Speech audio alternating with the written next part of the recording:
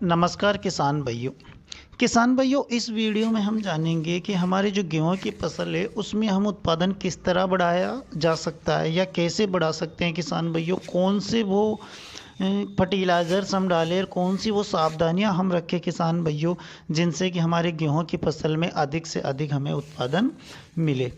कौन सी गलतियां किसान लास्ट टाइम में करते हैं किसान भाइयों, जिनके कारण उनके उत्पादन में कमी होती है। तो इन सब टॉपिकों पर हम किसान भाइयों विस्तार से बात करेंगे। साथ ही में हम ऐसे नुस्खे भी आपको इस वीडियो में बताएंगे जिसको मात्र आपको पैसे कुछ नहीं खर्च करना है, सिर्फ आपको कुछ सावधानियां रखना है जिससे कि आपके उत्पादन में वृद्धि होगी किसान भाइयों। साथ ही में कुछ फर्टिलाइज़र्स में हम आपको बताएंगे मिनिमम खर्चे में, जिससे कि आप मैक्सिमम उत्पादन ले सके। इसी के साथ किसान भाइयों, जो किसान भाई हमारे जो चैनल पे पहली दफ़े आए हैं, पहली दफ़े विजिट कर रहे हैं, हमारा वीडियो पहली दफ़े देख रहे हैं किसान भाइयों, उनसे मोस्ट रिक्वेस्ट है कि हमारे चैनल को सब्सक्राइब कीजिए और बेल आइकन को प्रेस करना ना भूलें किसान भाइयों, जिससे कि जो हम अगली वीडियो बनाएं किसान भाइयों उसका जो नोटिफिकेशन आता है वो सबसे पहले आपको मिले। तो किसान भाइयों शुरू करते हैं इस वीडियो को। पहले हमें डिस्कस करते हैं किसान भाइयों कि सावधानी कौन सी हमें रखना है और कौन सी गलतियां किसान करता है जिससे कि उनके उत्पादन में कमी होती है। अब किसान भाइयों गलती की अगर हम बात करें तो ज़्यादातर किसान क्या करते हैं किसान भाइयों कि जो 60 दिन प्लस की जो गेहूं की फसल हमारी हो जाती है तो उसमें वो क्या करते हैं कि फिर उसकी देख रेख करना बंद कर देते हैं। यानी कि जैसे कि उसने वेसल डोज में खाद डाले, फिर पहले पानी के साथ में भी खाद डाल दिया और दूसरे पानी के साथ में भी खाद डाल दिया। जब हम पहले और दूसरे पानी या वेसल डोज में अच्छे फर्टिलाइजर डालते हैं तो क्या होता है कि हमारी गेहूं की फसल में अच्छी ग्रोथ आ जाती है, अच्छा फुटान आ जाता है किसान भाइयों, उसमें कल्लों की संख्या बढ़ जाती है, हरापन दिखता है, क्लोरोफिल दिखता है और हमारी जो गेहूं की फसल होती है किसान भाइयों वो स्वस्थ दिखने लगती है। अब जब गेहूं की फसल हमारी स्वस्थ दिखने लग जाती है किसान भाइयों, तो हम क्या करते हैं उसको छोड़ देते हैं। कब? जब 60 दिन प्लस हो जाए या 70 दिन प्लस हो जाए। क्योंकि हमारी जो सोच होती है किसान भाइयों या फिर ज़्यादातर किसान भाइयों की सोच क्या होती है कि जो 70 दिन के अंदर या 60 दिन के अंदर या 50 दिन के अंदर जितनी ग्रोथ हम पौधे को करवा लेंगे किसान भाइयों, उसी पे निर्भर करता है कि हमें कितना उत्पादन मिलेगा। लेकिन ये बात ठीक है किसान भाइयों कि जितनी ग्रोथ कर ले फूटेंगे उतना ही हमें उत्पादन मिलेगा। लेकिन किसान भाइयों कुछ सावधानी हमें जो 60 या 70 दिन के बाद भी रखनी होती है जिससे कि हमारा उत्पादन अधिक से अधिक हो। खेत में कल्ले बढ़ाने से या फिर उसमें फुटान होने से ही किसान भाइयों हमारा उत्पादन नहीं बढ़ेगा, बल्कि हमें उसे 60 दिन के बाद भी हमें कुछ देख रेख करना होगा जिससे कि हमारा उत्पादन घटे नहीं बल्कि बढ़े। अब उनमें कौन सी सावधानी हमें रखना है किसान भाइयों, तो जो पहले सावधानी हमें रखना है किसान भाइयों, जैसे कि हमारा गेहूं का पौधा गर्भावस्था में हो या फिर उसमें बालियां निकल गई हो या फिर निकल रही हो किसान भाइयों, तो उस समय क्या होता है कि हमारे पौधे को जो सबसे ज़्यादा आवश्यकता होती है किसान भाइयों वो होती है पानी की। तो उसमें आपको पर्याप्त नमी बनाए रखना है। अब आप किसान भाइयों जब उसमें पानी लगाए तो पानी का भी आपको ध्यान रखना है, इतना भर के पानी ना लगाए जिससे कि आपका पौधा गिरने पे आ जाए। यानी जब आप उसमें ज़्यादा पानी दबा के लगा दोगे किसान भाइयों तो जब हवाएं चलेगी तो आपका पौधा गिर सकता है। तो आप उसमें हल्की सिंचाई करें। हाँ, टाइमिंग आप कम कर दो, जैसे 15 दिन में आप पानी लगा रहे हो तो 8 दिन 10 दिन में कर दो, हल्का पानी लगाओ जिससे कि गिरे नहीं।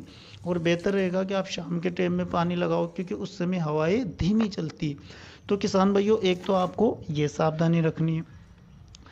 दूसरी किसान भाइयों ये है कि कुछ किसान भाई ऐसे हैं कि जो पहले और दूसरे पानी या फिर वेसल डोज में कुछ फर्टिलाइजर्स की कमी के कारण उनके पौधे में विकास नहीं हो सका या फिर उसमें फुटाने कम रही हो किसान भाइयों, या फिर उनकी जो पौधा है वो हाइट अच्छी नहीं ले पाया हो। तो उस समय में आपको क्या करना है किसान भाइयों की जो NPK 19-19-19 आता है उसका आप स्प्रे कर सकते हो। क्योंकि किसान भाइयों जब आपकी फसल 70 दिन प्लस हो जाए या 60 दिन प्लस हो जाए तो उस समय आपको क्या करना है, छींटा विधि से डालने के बजाय आप स्प्रे में कोई भी फर्टिलाइजर्स डालिया करो, जिससे आपको तुरंत रिजल्ट मिले और अच्छा रिजल्ट मिले। तो आप NPK 19-19 का स्प्रे कर सकते हो उस पोजीशन में, जिस पोजीशन में आपकी फसल 60 दिन प्लस होने के बाद भी उसमें अच्छी लेंथ नहीं हो, लंबाई उसकी कम हो और उसमें कम फुटाण और पीलापन ज़्यादा हो, तो उस समय आप इसका स्प्रे कर सकते हो। लेकिन किसान भाइयों, अगर आपकी फसल अच्छी खासी हरी भरी है, उसमें अच्छे खासे कल्ले निकल रहे हैं, फुटाने बहुत अच्छी है किसान भाइयों, लेंथ भी अच्छी है, तो उस पोजीशन में आपको कतई NPK का प्रयोग नहीं करना है, क्योंकि जो NPK 19-19 होता है उसका स्प्रे नहीं करना है, क्योंकि उसमें नाइट्रोजन की मात्रा होती है किसान भाइयों। नाइट्रोजन क्या करता है कि पौधे को ग्रोथ पकड़ाता है, उसकी लंबाई बढ़वाता है, उसमें फुटान करवाता है। लेकिन जब आपकी फसल में ऑलरेडी फुटान रहेगी, लंबाई रहेगी, तो वो ज़्यादा लंबाई होने पर वो गिरने की समस्या आ जाएगी। जब गिरेगा पौधा तो किसान भाइयों उसमें आपको अच्छा उत्पादन नहीं मिलेगा। तो आपको ये सावधानी रखनी है कि अगर आपका पौधा अच्छा ग्रोथ में है, अच्छी फुटाने हैं, अच्छा उसमें लेंथ है, तो आपको NPK 19-19 का स्प्रे नहीं करना है। अगर आपके गेहूं में किसान भैया बालियां निकल चुकी हो, अच्छी खासी उसमें ग्रोथ और अच्छी खासी बालियां निकली हो किसान भैया, तो अब आपको बालियों की लंबाई या दाने की साइज या दाने में चमक लाने के लिए किसान भैया फर्टिलाइजर्स का उपयोग करना पड़ेगा। और वो फर्टिलाइजर्स का है किसान भैया जो 0050 आता है, यानी पोटासियम। पोटासियम का इस्तेमाल आपको उस समय करना है जिस समय कि आपके जो गेहूं में बालियां निकल चुकी हो किसान भैया। अब पोटासियम आपके गेहूं में उस समय क्या काम करेगा, तो किसान भैया देखो, जब बालियां निकल चुकी हो तो उस समय आपको नाइट्रोजन की आपके पौधे को आवश्यकता नहीं होती है, फास्फोरस की आपके पौधे को आवश्यकता नहीं होती है, क्योंकि उस समय जो नाइट्रोजन और फास्फोरस अगर आप देते भी हो तो वो क्या करता है कि आपके पौधे की सिर्फ लेंथ बढ़ाता है, लंबाई बढ़ाता है। और ज़्यादा लंबाई होने पर किसान भाइयों आप भी समझते हो पौधा गिर जाएगा, जब पौधा गिर जाएगा तो उसमें उत्पादन अपने को ना के बराबर मिलेगा। तो उस समय आपको यूरिया वाले टेक्निकल या फिर यूरिया वाले NPK का इस्तेमाल नहीं करना है। उस समय पौधे को ज़्यादा आवश्यकता होती है पोटासियम सल्फेट की, यानी कि पोटास की आवश्यकता ज़्यादा होती है। तो जो 0050 आता है NPK किसान भाइयों, उसमें पोटास की मात्रा आती है, उसका आप स्प्रे कीजिए।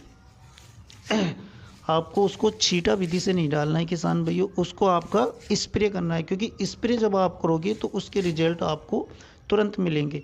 तो आपको क्या करना है कि जो 0050 आता है किसान भाइयों, उसका स्प्रे करना है कब, जब आपके गेहूं में बालियां निकल चुकी है। अब कितनी मात्रा लेनी है किसान भाइयों, तो मात्रा में आपको जो 1 kg किसान भैया 0050 आता है उसको 120 लीटर या 130 लीटर पानी में आपको उसका घोल बना लेना है और 1 एकड़ में स्प्रे कर देना है।